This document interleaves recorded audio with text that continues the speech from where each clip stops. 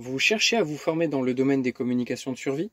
Vous voulez en apprendre plus dans le domaine de la radio sans avoir à gaspiller des heures dans des recherches sur Internet? Mon contenu Patreon est fait pour vous. Alors n'attendez plus et souscrivez. Salut les prévoyants, salut les survivants, j'espère que vous allez bien. Alors ce soir, vidéo consacrée au poste décamétrique, au poste multibande portable, mais plus précisément au Yaesu FT817 et sa version modernisée FT818. Donc ce soir, on va parler de tout ce qui va toucher au choix de la radio, mais plus précisément mon cas de figure par rapport à l'achat de ce poste-là. Puisqu'il faut savoir qu'il y a quelques mois, j'avais acheté, je m'étais fait plaisir, voilà, ça faisait des années que j'avais plus de poste décamétrique. Donc le décamétrique, en gros, c'est les fréquences basses, hein, pour le faire simple. Ça faisait des années et des années que je n'avais plus de décamétrique, j'en avais un beaucoup plus jeune que j'avais revendu, et j'en avais plus du tout. Et ça me manquait un petit peu d'écouter, de faire de la CB, etc.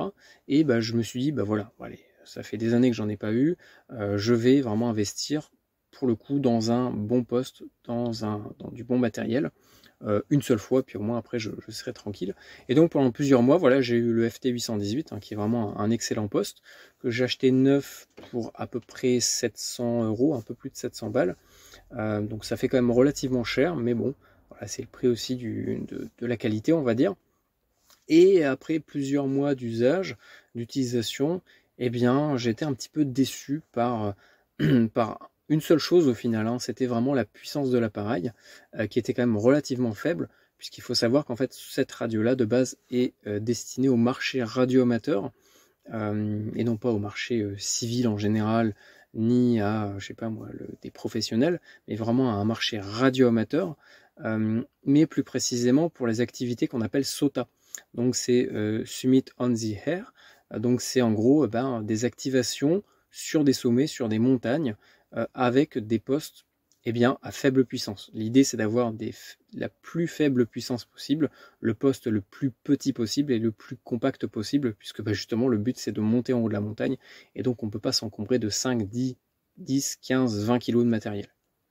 Et donc le poste a deux modes de fonctionnement. Il peut fonctionner soit sur la batterie interne, puisqu'en fait on est sur un poste où il y a tout d'intégré, c'est-à-dire qu'on va avoir la prise en façade, donc moi c'est une antenne un peu améliorée, la batterie interne et forcément le poste qui est le poste, quoi.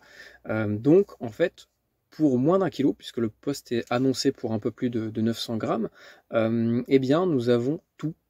Tout est intégré sur la radio. Et donc ça c'est super intéressant dès qu'on a un gros sac à dos, dès qu'on fait du bivouac, parce que la moindre centaine de grammes peut être pénalisant pour de la marche de longue durée, et donc il faut avoir le matos le plus léger et le plus compact possible, parce que le but c'est aussi de l'utiliser en portable. Et donc moi, dès que j'ai acheté ce matériel là, et le but de ma recherche, mes critères en fait, c'est justement de pouvoir utiliser un poste en portable. Donc dès que je dis portable, c'est en marchant directement. Voilà, le poste allumé en marchant, il faut que je puisse transmettre et recevoir sur toutes les fréquences. Voilà, c'était vraiment mon critère de sélection. Et vu que c'est un usage en portable, en pédestre, en bivouac, il ne faut pas que le poste soit trop énergivore, sinon ça veut dire que je vais me retrouver avec plusieurs kilos de batterie et plusieurs kilos de matériel pour recharger, panneaux solaires, régulateurs, câblage, etc. Ça peut très vite monter, hein.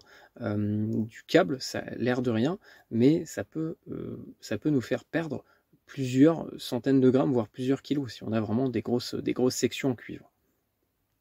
Et donc voilà, malgré le fait d'avoir pris la version améliorée FT818, qui pour le coup apparemment sort plus de puissance, je me suis retrouvé quand même assez déçu du fait que quasiment personne m'entendait en HF. Donc oui, je vous disais, il a deux modes de fonctionnement. Donc sur la batterie interne, on est sur à peu près 2 watts et demi grand max au niveau de la puissance de sortie, hein, tout mode confondu, et sur une alimentation externe, comme là je suis avec une batterie externe, ou ça aurait pu être sur de l'allume-cigare, ou une alimentation stabilisée. Sur le 817, on est sur 5 watts, et sur le 818, sur 7 watts. Mais malgré ces 7 watts là, en fait, je n'arrivais pas à être entendu par mes interlocuteurs sur la bande HF. Pour la VHF et l'UHF, c'était amplement suffisant. Moi, ça va être surtout pour un usage en PMR 446. Donc voilà, le fait que le poste peut descendre sur des puissances encore plus faibles que 5 ou 2 watts, parce que je peux descendre sur 1 watt ou 1 watt et demi, je sais plus, et 300 milliwatts, ça va me permettre d'être relativement, on va dire, dans la légalité pour un usage en 446, même si l'antenne est démontable. Et ça me permet surtout en fait d'économiser tout simplement déjà de la batterie. Et donc voilà, je l'ai revendu au bout de plusieurs mois parce que je n'arrivais pas à être entendu, ça m'a un petit peu frustré on va dire. Donc je me suis dit je vais me débarrasser du poste parce que dans tous les cas, il me sert à rien, j'arrive pas à entendre à ce qu'on m'entende plutôt. Et donc je l'ai revendu pour un petit peu moins cher que ce que j'avais acheté, hein. Mais voilà, ça m'a quand même un petit peu pincé le cœur de le revendre parce que c'était vraiment l'un des meilleurs postes que j'avais acheté, que j'ai revendu. Bon, certes, ça m'a permis d'acheter le FT5D, hein, que vous connaissez peut-être. Je vous l'avais présenté, donc c'est le petit poste portable assez moderne, hein, analogique numérique qui permet de couvrir quasiment toutes les fréquences. Mais malgré ça, je me retrouvais quand même un petit peu frustré de ne plus pouvoir vraiment écouter les ondes courtes, la HF. Parce que voilà, il y a plein de choses à écouter, je trouve ça super passionnant, super intéressant. Et dans un cadre de prepping, il faut savoir que la HF, c'est le seul, c'est le seul truc de fiable en fait. Parce que la VHF et l'UHF, c'est bien sur de la courte ou moyenne distance, c'est-à-dire entre 1 et 100 km, grand max pour de la VHF. Au-delà de cette distance-là, ça va être quand même relativement compliqué de contacter quelqu'un. Avec de la HF, selon les bandes sur lesquelles vous êtes, les fréquences, vous allez pouvoir faire des milliers, voire des dizaines de milliers de kilomètres sans trop de soucis, avec peut-être 20, 50, 100 watts. Alors qu'avec de la VHF, vous avez beau mettre 100 watts, vous n'allez jamais réussir à parcourir ce type de distance. Et donc, la HF, pour moi, ça reste indispensable. Et donc, dans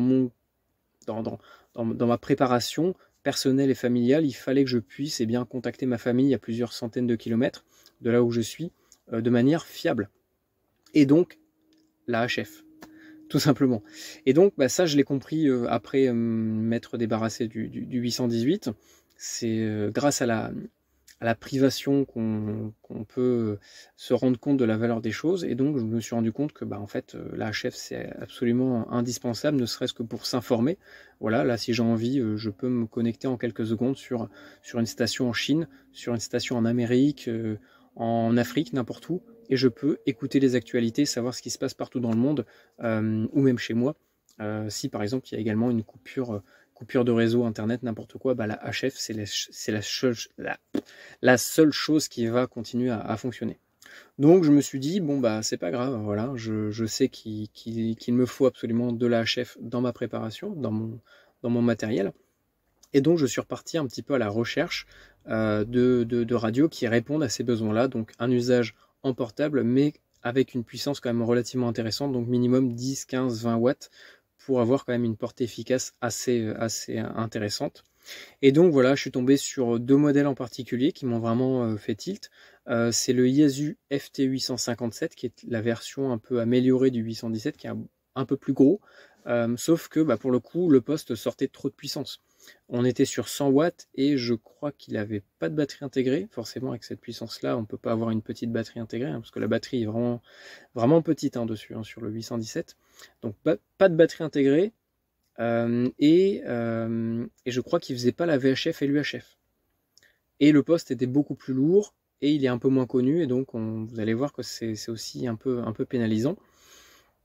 Donc je me suis dit non, c'est pas le poste qu'il me faut, même si j'aime bien Yaesu, c'est vraiment une marque vraiment super, c'est hyper fiable, hein, vous pouvez vraiment y aller les yeux fermés. Et donc après je suis tombé sur une radio beaucoup plus moderne, parce que les 817 et les 857 c'est quand même des vieux modèles aujourd'hui, hein, il y a beaucoup mieux, enfin forcément pour beaucoup plus cher, mais je suis tombé sur une marque assez récente, c'est Xiegu, je sais pas comment ça se dit, Xeigu, et sur le modèle G90 qui pour le coup était relativement intéressant par rapport à la technologie proposée, à la puissance, à la polyvalence,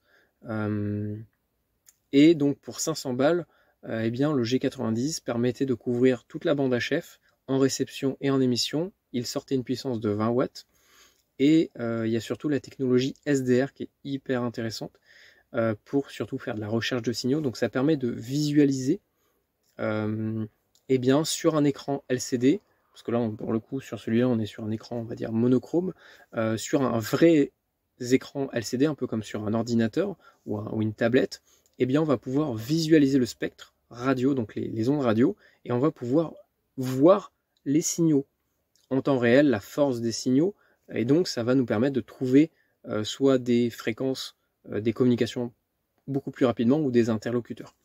Et donc, je me suis dit, putain, pour 500 balles, j'ai un poste qui est un peu plus gros que le 817, qui sort 20 watts, donc c'est à peu près la puissance que je recherche. Il a la technologie SDR, donc ça c'est génial. Et il a une boîte d'accord intégrée. La boîte d'accord, c'est hyper important et intéressant parce que, pour vous la faire simple, la boîte d'accord, c'est pour accorder l'antenne. Donc une boîte d'accord automatique ou manuelle, ça va nous permettre de rallonger ou diminuer, on va dire, virtuellement l'antenne pour qu'elle ait un SWR, un TOS, un ROS convenable pour un usage en émission et en réception. Et donc pour 500 balles, voilà, j'avais un poste avec une boîte d'accord intégrée. Ça m'évitait d'en acheter une en plus parce que une boîte d'accord c'est minimum 100, 150 voire plus, surtout les automatiques. Ça consomme de l'énergie. Il faut une batterie en plus. Et donc là, il y avait tout d'intégré dans une seule radio.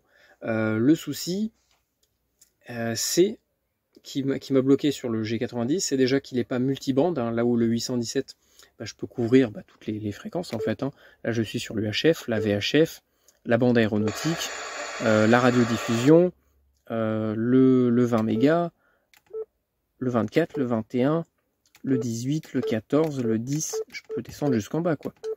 Et donc ça c'est génial parce que sur une seule radio, je vais pouvoir transmettre et écouter toutes les fréquences avec tous les modes, AM, FM, CW, USB, LSB, tout. Je peux tout faire.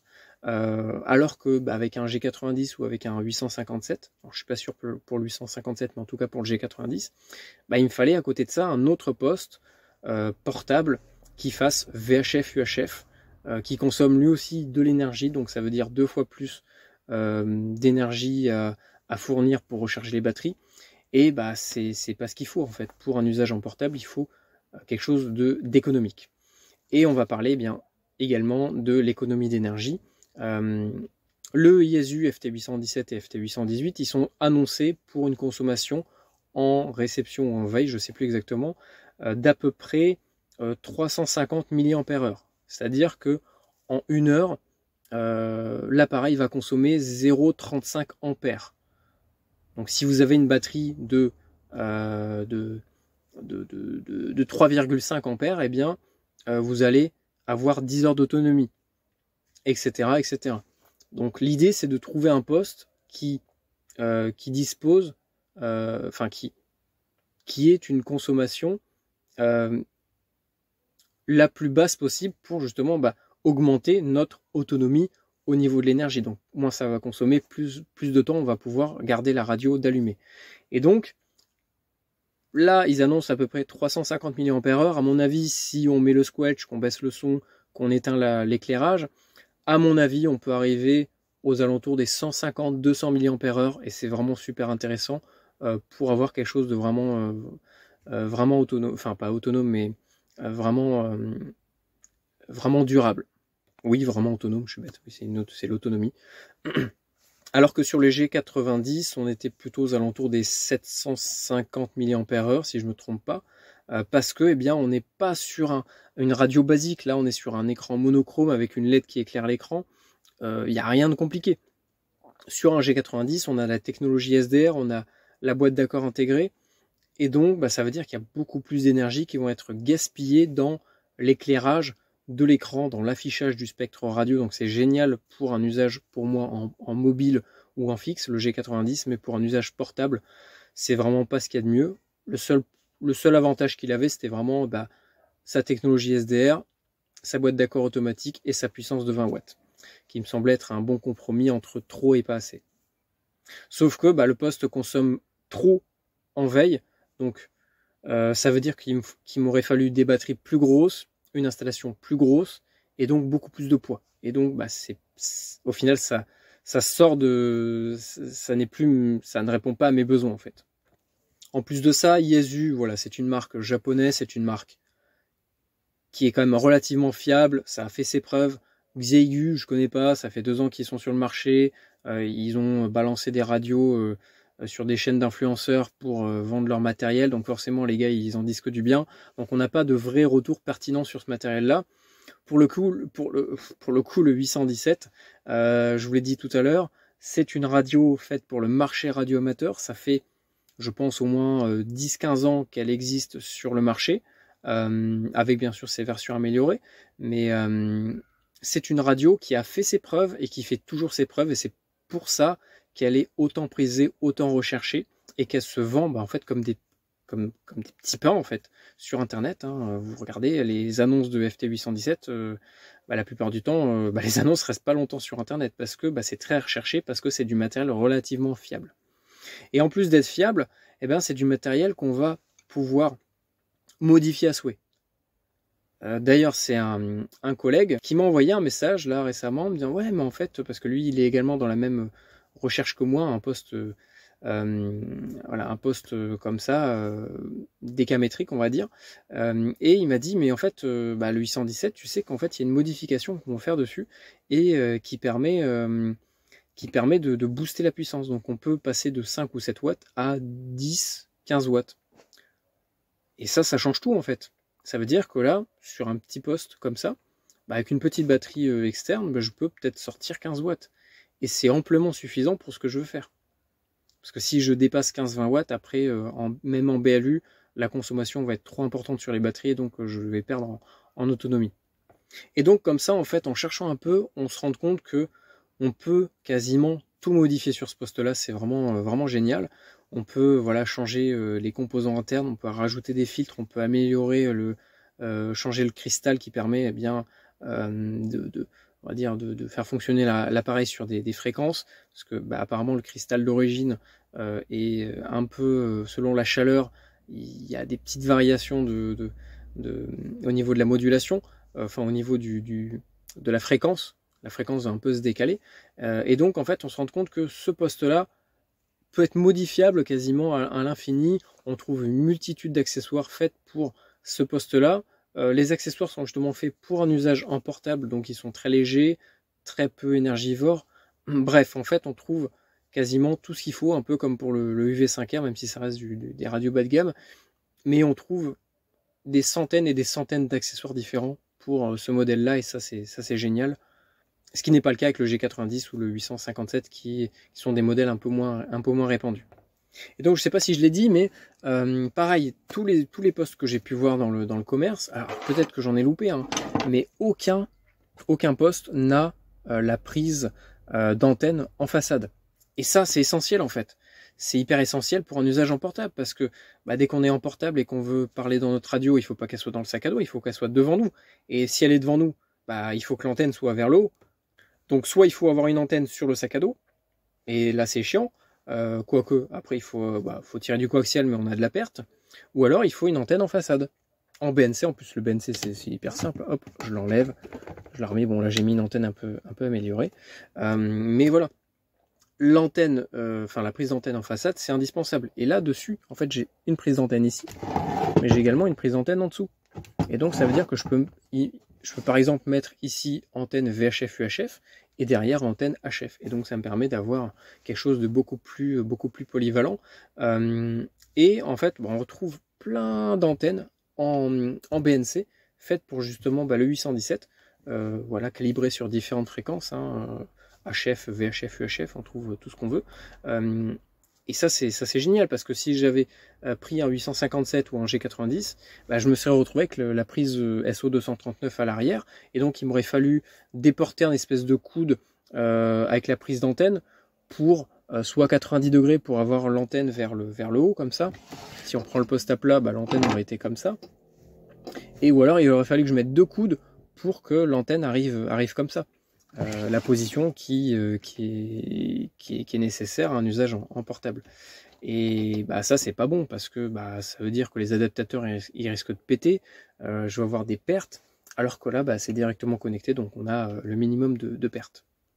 Et je n'ai trouvé aucun autre poste qui propose ça. Voilà. Donc là, je me suis commandé une antenne multibande que je testerai prochainement.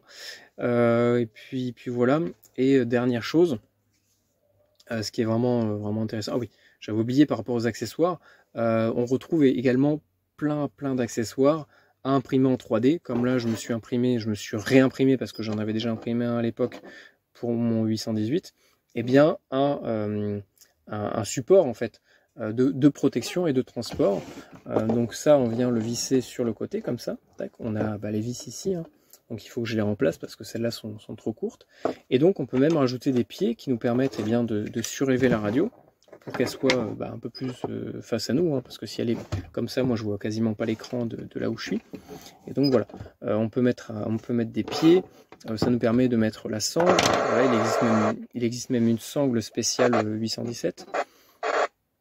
Bref, on retrouve plein d'accessoires à fabriquer, à imprimer pour le 817. Pareil, les boutons, je vais réimprimer des boutons parce que celui-là, je le trouve pas génial. Hein, on peut pas vraiment mettre le doigt à l'intérieur du trou sans avoir les idées mal placées.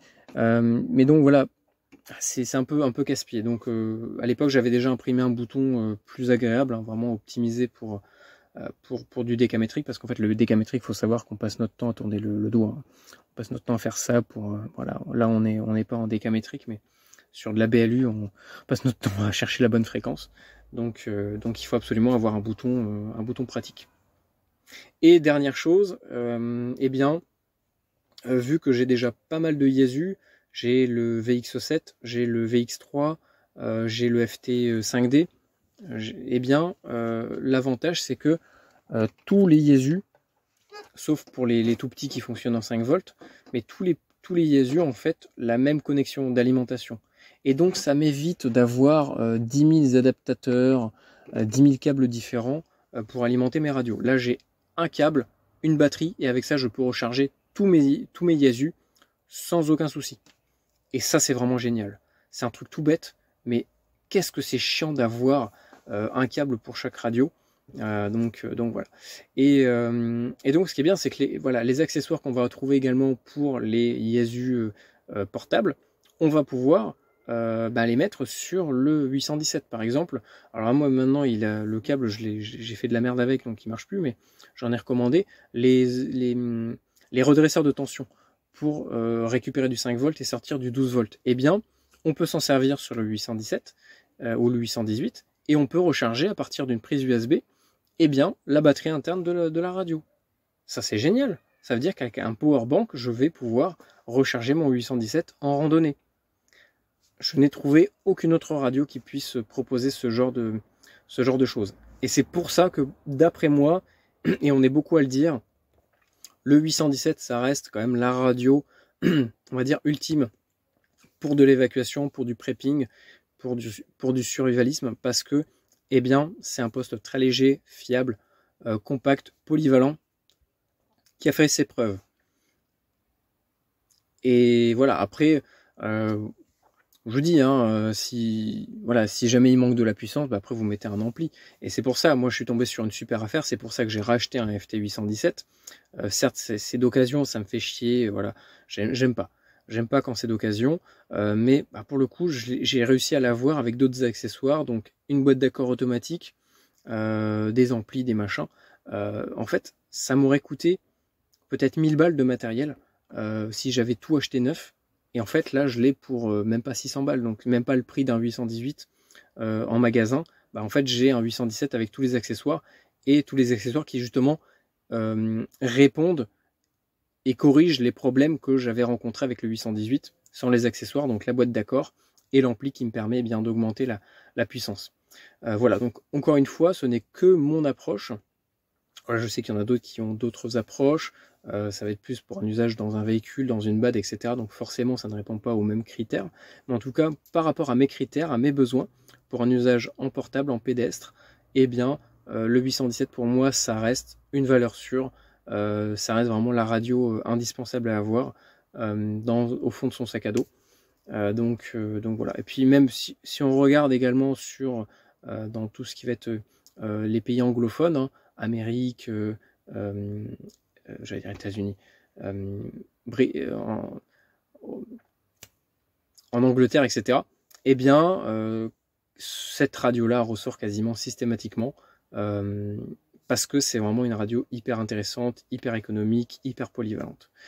Voilà, j'espère que ça vous a un petit peu aidé par rapport à votre choix de matériel. Vous avez peut-être un petit peu mieux compris l'approche qu'il faut avoir pour acheter du matériel. Il ne faut pas juste se dire, bah voilà, c'est un poste puissant, c'est pas très cher donc j'achète. Non, il y a beaucoup plus de critères à prendre en compte et vous voyez que c'est complètement chacun va avoir bien, une radio qui va correspondre à son besoin. On est beaucoup à avoir le 817 comme à l'avoir comme une antenne, une radio indispensable, la radio ultime. D'autres comme Tom Preppers, je sais que lui il avait acheté un 817. Il était vraiment déçu également par la puissance. Donc il est passé sur des postes un peu plus intéressants. Puis lui, ce qui l'intéresse, c'est plus la CB. Donc vaut mieux partir directement sur un poste uniquement dédié à cette bande-là et pas s'encombrer avec un poste décamétrique, plus des amplis, plus machin. Voilà, donc n'hésitez pas à me dire dans les commentaires, vous, quels sont vos choix par rapport à votre matériel et par rapport aux besoins auxquels ça répond également. Ça, c'est hyper intéressant. Et puis, je vous dis à très bientôt. Et puis voilà, n'hésitez pas pareil à me suggérer des contenus, enfin des types de contenus. Voilà, j'essaierai de faire au mieux, même si en ce moment, j'ai pas trop de temps. Voilà, allez, prenez soin de vous. Et comme dit le tonton, stay safe.